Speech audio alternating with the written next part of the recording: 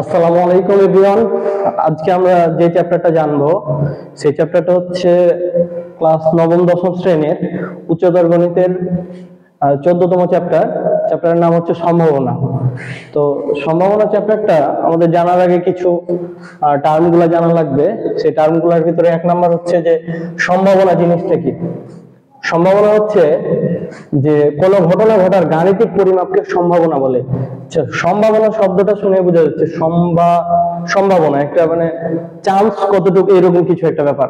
আমরা দেখি কোনো ঘটনা ঘটার গাণিতিক পরিমাপকে বলা হয় সম্ভাবনা। সম্ভাবনাকে পি দ্বারা প্রকাশ করা হয়। সাপোজ আমার কাছে একটা মুদ্রা আছে, আমি একটা মুদ্রাকে নিক্ষেপ করলাম উপর দিকে, আমি একটা মুদ্রাকে কি করলাম, নিক্ষেপ করলাম। তাহলে হয় হেড পড়বে, না হয় কি পড়বে, টেল পড়বে। তো আমি জানি যে হেড পড়বে অথবা টেল পড়বে, কিন্তু আমি নির্দিষ্ট যে এবার নিক্ষেপ করলে হেড পড়বে বা এবার নিক্ষেপ করলে টেল পড়বে এটা আমি জানতে পারবো না। আমি জানি যে হয় হেড পড়তে পারে অথবা টেল পড়তে পারে। এইটা হচ্ছে গাণিতিক ভাবে প্রকাশ করাটাকে বলছি সম্ভাবনা। সম্ভাবনাকে পি দ্বারা প্রকাশ করা হয়। সম্ভাবনাকে কি দ্বারা প্রকাশ করা হয়, পি দ্বারা। এবং সম্ভাবনার রেঞ্জ 0 অথবা 0 চাইতে বড় আর 1 অথবা 1 চাইতে ছোট। সম্ভাবনার রেঞ্জ কত, 0 অথবা 0 চাইতে বড় আর 1 অথবা 1 চাইতে ছোট। এটা হচ্ছে কিভাবে, তাহলে সম্ভাবনার রেঞ্জ হচ্ছে 1/5, 1/4 এগুলো হতে পারে, হতে পারে। সম্ভাবনার রেঞ্জ সকল প্রকৃত ভগ্নাংশ হতে পারে, সকল প্রকৃত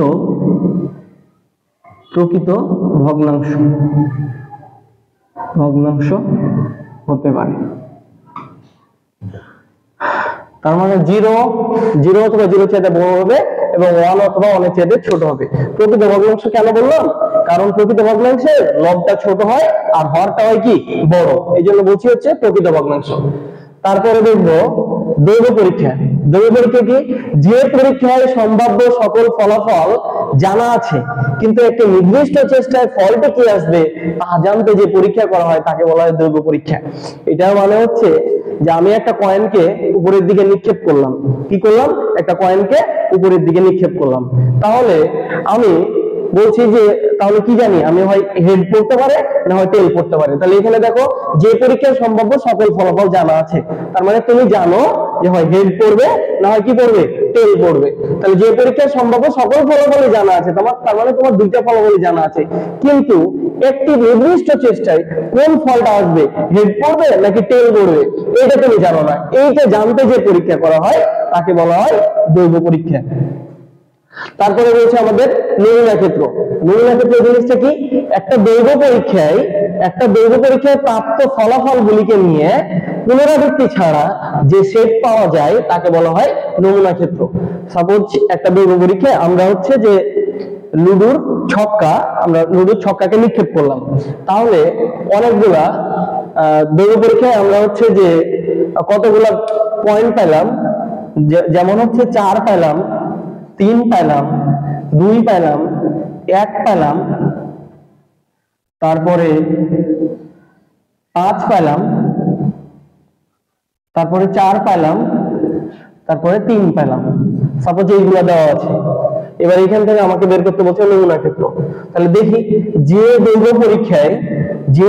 পরীক্ষায় মানে উপরের পরীক্ষাটায় প্রাপ্ত ফলাফলগুলি নিয়ে পুনরাবৃত্তি ছাড়া, এখানে একটা শব্দ বলে দিয়েছে সেটা হচ্ছে কি পুনরাবৃত্তি ছাড়া, এবং আরেকটা কথা বলেছে যে সেট পাওয়া যায়, যে সেট পাওয়া যায়, পুনরাবৃত্তি ছাড়া যে সেট পাওয়া যায় তাকে বলা হয় নমুনা ক্ষেত্র। তাহলে এই জায়গা থেকে যদি আমরা নমুনা ক্ষেত্রটা লিখতে চাই, তাহলে অতএব নমুনা ক্ষেত্র যেহেতু যে সেট পাওয়া যায়, আমরা জানি যে সেটকে সেকেন্ড ব্র্যাকেটের ভিতরে রাখা হয়, এই জন্য সেকেন্ড ব্র্যাকেট দিয়ে নিলাম। এবার দেখবো যে পুনরাবৃত্তি ছাড়া, এখানে একটা 4 আছে, এখানে একটা 4 আছে, তাহলে 2 বার 4 আছে, কিন্তু আমরা নিব কয়বার, একবার। এখানে একটা 3 আছে, এখানে একটা 3 আছে, আমরা 3 নিব কয়বার, একবার। এখানে 2 আছে, একটাই 2 নিয়ে নিলাম। 1 আছে একটা, 1 নিয়ে নিলাম। 5 আছে একটা, 5 নিয়ে নিলাম। তাহলে এটা হচ্ছে নমুনা ক্ষেত্র। আর নমুনা বিন্দু যদি কাকে বলে তাহলে নমুনা ক্ষেত্রের প্রত্যেকটা বিন্দু, নমুনা ক্ষেত্রের এটা একটা বিন্দু, এটা একটা বিন্দু, এটা একটা বিন্দু, এটা একটা বিন্দু, এটা একটা বিন্দু, তো আলাদাভাবে এইভাবেও চাইতে পারে যে নমুনা বিন্দু কাকে বলে। তাহলে নমুনা ক্ষেত্রের এক একটি বিন্দুকে নমুনা বিন্দু বলে। আবার বলি, নমুনা ক্ষেত্রের এক একটি বিন্দুকে নমুনা বিন্দু বলে। তাহলে যদি কোশ্চেন করে যে এত সেট থেকে সাপোজ দিয়ে দিল এটার নাম হচ্ছে এ সেট, এ সেটের নমুনা বিন্দু নিচের কোনটি, এ সেটের নমুনা, এ সেটের নমুনা বিন্দু নিচের কোনটি, নিচের কোনটি। তারপরে এরকম 1 নম্বর অপশনে দেওয়া আছে 4, 2 নম্বর অপশনে দেওয়া আছে 2, আর 3 নম্বর অপশনে দেওয়া আছে কি 5। এবার অপশন দিল যে ক নাম্বার হচ্ছে 1 2, খ নাম্বার হচ্ছে 2 3, আর গ নাম্বার হচ্ছে 1 3, 1 3, আর ঘ নাম্বার হচ্ছে 1 2 3। তাহলে কোনটা হবে? অ্যান্সার হবে ঘ নাম্বার। কারণ নমুনা ক্ষেত্রে এই যে দেখছি নমুনা ক্ষেত্রের বিন্দু কি 4 2 5 তিনটে আছে, তাহলে নমুনা ক্ষেত্রের কি প্রত্যেকটা বিন্দু আসছে না, তাহলে প্রত্যেকটা বিন্দু হচ্ছে নমুনা বিন্দু। যদি এখানে থাকতো 6, যদি এখানে 5 না দিয়ে দিত 6, তাহলে আমাদের কি হতো অ্যান্সার? শুধুমাত্র 4 আর 2 হতো, তার মানে তখন অ্যান্সার হতো কি 1 আর 2। বুঝে গেছে? তাহলে আমরা নমুনা ক্ষেত্র জানলাম, নমুনা বিন্দুও জানলাম।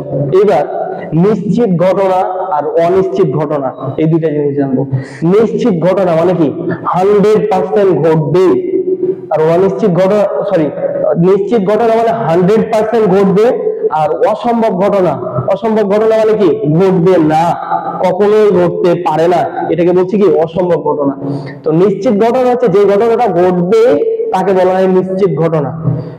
সাপোজ হচ্ছে আমরা উদাহরণ দিতে পারি বাস্তবে, সূর্য কোন দিকে উঠে? পূর্ব দিকে উঠে, এটা হচ্ছে নিশ্চিত ঘটনা। সূর্য কি পূর্ব দিকে উঠে আর পশ্চিম দিকে অস্ত যায়, তাহলে নিশ্চিত ঘটনা হচ্ছে কি সূর্য পূর্ব দিকে উঠছে। এই নিশ্চিত ঘটনা ঘটার সম্ভাবনা, ঘটনা ঘটার সম্ভাবনা 1, নিশ্চিত ঘটনা ঘটার সম্ভাবনা কত? 1। আর অসম্ভব ঘটনা, অসম্ভব ঘটনা কি আমরা সূর্য হচ্ছে পূর্ব দিকে উঠে পশ্চিম দিকে অস্ত যায়, তো বললো যে সূর্য হচ্ছে পূর্ব দিকে অস্ত যায়, এটা কি অসম্ভব ঘটনা না? সূর্য কি কখনো পূর্ব দিকে অস্ত যায়? পশ্চিম দিকে অস্ত যায়। সূর্য পূর্ব দিকে উঠে আর পশ্চিম দিকে অস্ত যায়, তাহলে এটার উল্টাটা হচ্ছে কি অসম্ভব ঘটনা। তাহলে একটা কোশ্চেন করে এরকম, অসম্ভব ঘটনা ঘটার সম্ভাবনা কত? অসম্ভব ঘটনা ঘটার সম্ভাবনা 0। তাহলে অসম্ভব ঘটনা ঘটার সম্ভাবনা হচ্ছে কত? 0। অসম্ভব ঘটনা ঘটার সম্ভাবনা কত? 0। ঠিক আছে, আজকের এই ভিডিওতে এত দূরই। আমরা নেক্সট ভিডিওগুলো একটার পর একটা আপলোড দিতে থাকবো। সবাইকে আসসালামু আলাইকুম।